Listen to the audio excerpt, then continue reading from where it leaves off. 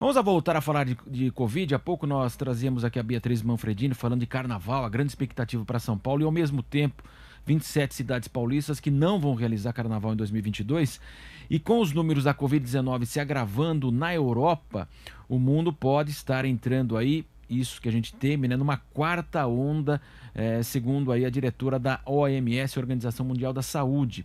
Para conversar sobre esse tema, nós vamos agora falar com a doutora Priscila Curry, que é paramédica brasileira e atua justamente lá em Londres. Priscila, muito bom dia. Oi, bom dia, é um prazer falar com vocês novamente. Priscila, então a gente sempre aqui no Brasil acompanha, claro, né? O hemisfério norte está sempre antecipando tendências, infelizmente, da Covid, né?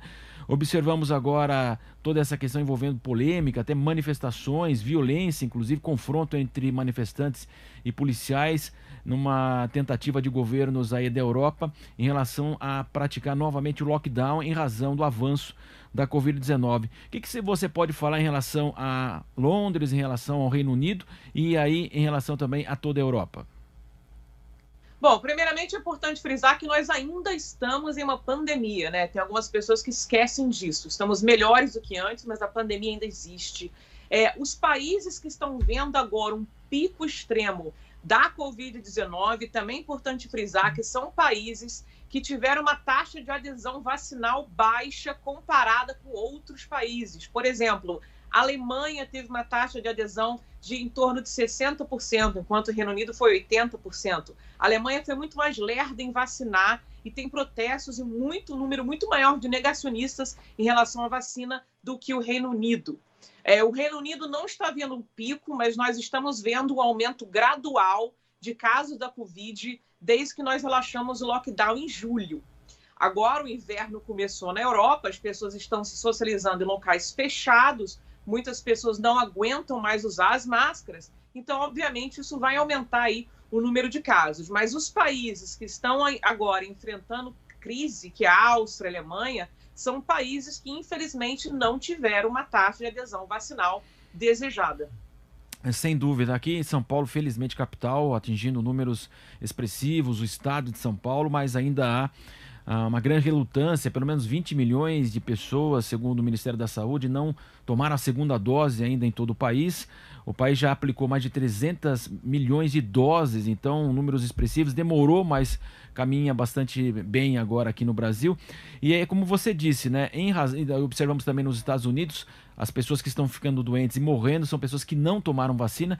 Por que existe tanta relutância ainda em relação à vacina? Existe alguma explicação aí na Europa?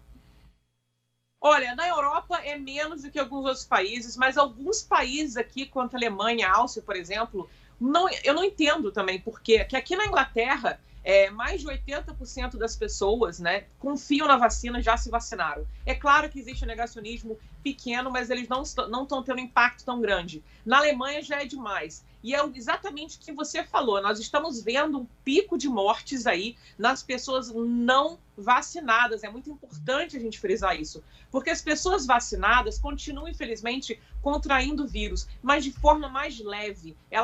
Pouquíssimas pessoas estão vindo a óbito após terem sido vacinadas. Em sua maioria, pessoas idosas, que o sistema imunológico não reage tão bem à vacinação quanto uma pessoa mais jovem. Então, é muito importante frisar que, se você olhar para os gráficos, né, antes vacina e pós-vacina, você vai ver uma diferença que não tem como argumentar, né, dos países que foram vacinados, os casos graves e mortos, comparado com antes da vacinação. É, assim, fenomenal a diferença. Então, a gente não pode parar de vacinar, parar de acreditar na vacina, e também não podemos relaxar o uso de máscaras, principalmente agora que está inverno aqui, as pessoas não querem ficar em lugares fechados com máscara, então a contaminação está sendo alta. Priscila, com a sua experiência médica, infelizmente, né, o meio científico, os médicos, os profissionais da saúde garantem que enquanto não houver essa adesão, as variantes elas vão continuar. A gente observou que esse ano de 2021 foi muito mais mortal. Aqui no Brasil, por exemplo, 68% das mortes totais dessas 122 mil pessoas aqui que perderam as vidas, 68% nesse ano agora de 2022. Então fica também essa expectativa, além das doenças, mas também que haja aí novas variantes, infelizmente, né? Sim, novas variantes fazem parte do vírus, é na natureza do vírus criar variantes, tanto que outras doenças famosas que também criaram epidemias, como a AIDS, HIV, é um bicho difícil de tratar justamente porque ele se muta tanto, tá? A Covid vai se tornar uma doença tratável, como hoje em dia é diabetes, como hoje em dia é HIV, como hoje em dia é várias outras doenças aí que já causaram grandes problemas no passado. Vai virar uma doença tratável. Nós já estamos vendo aí medicamentos antivirais que foram aprovados para tratamento. O Reino Unido vai ser o primeiro país a começar a administrar esse antiviral em pessoas, mesmo vacinadas ou não. No dia 2 e 3 de sintomas já vão ser prescrito esse medicamento, que é usado em casa. É uma pílula que você toma e que ajuda a reduzir em até 50% o caso de internação e morte. Então, nós estamos caminhando para que a Covid seja uma doença normal como qualquer outra. As variantes vão fazer parte da nossa vida. Agora, o que você falou, quanto mais espalhado tiver esse vírus, quanto menos pessoas forem vacinadas e quanto mais vírus estiver passando em uma pessoa e outra, mais oportunidade o vírus tem de se mutar, de correr uma mudança. Aí é mais difícil ainda de tratar. Infelizmente, sem dúvida. Aqui no Brasil há uma grande polêmica em relação à exigência da vacinação, né?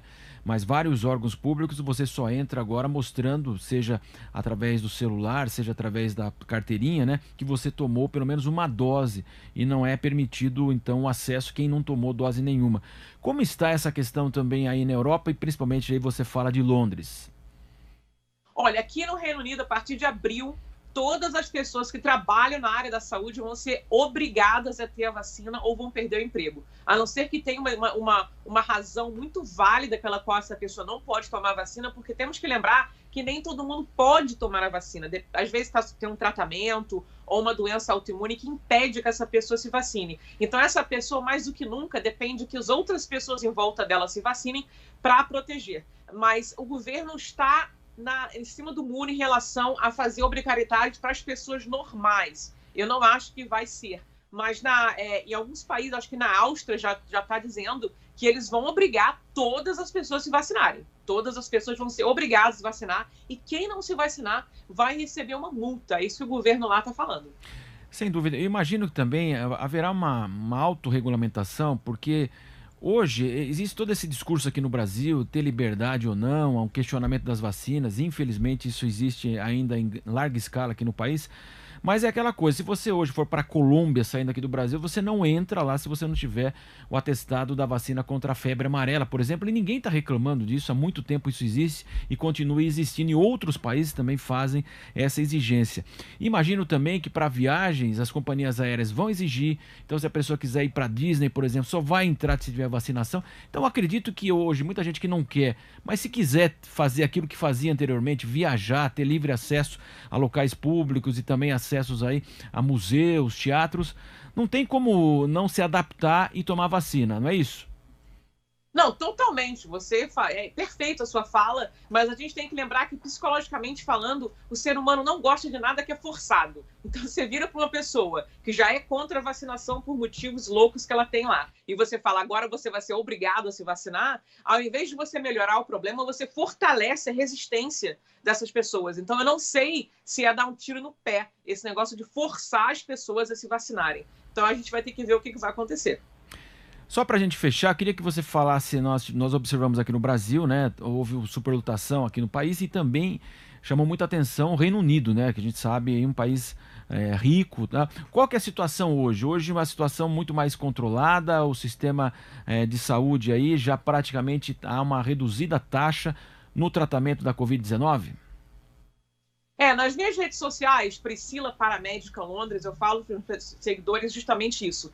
Nós estamos mais controlados, mas não podemos achar que acabou tudo. Esse é o problema das pessoas. Achamos assim, a taxa está mais controlada, está todo mundo beleza, então vamos parar de usar máscara. Não podemos. O que eu estou vendo aqui agora... Perdemos o contato, infelizmente, com a paramédica brasileira que atua em Londres, a Priscila Curry, conversando conosco sobre esse avanço aí, infelizmente, da Covid lá. Uma quarta onda poderia estar surgindo em alguns países da Europa. Agora ela voltou. Por favor, pode concluir, Priscila. Eu estava falando que eu estou preocupada, porque aqui no inverno, todo inverno aqui, tem uma pressão muito grande no sistema de saúde, justamente pelas doenças de inverno aqui que acontecem às pessoas idosas. Então, os hospitais já estão lotados, porque ficam lotados. Agora, em cima disso, nós temos a Covid, que por mais que não esteja num pico, ela está gradualmente subindo. Então, o nosso sistema público de saúde aqui está sofrendo pra caramba e eu estou muito preocupado com isso. Sem dúvida. E você, claro, voltará conosco aí para trazer as informações do Reino Unido. Priscila Curry, que é paramédica brasileira em Londres. Obrigado, Priscila. Até mais.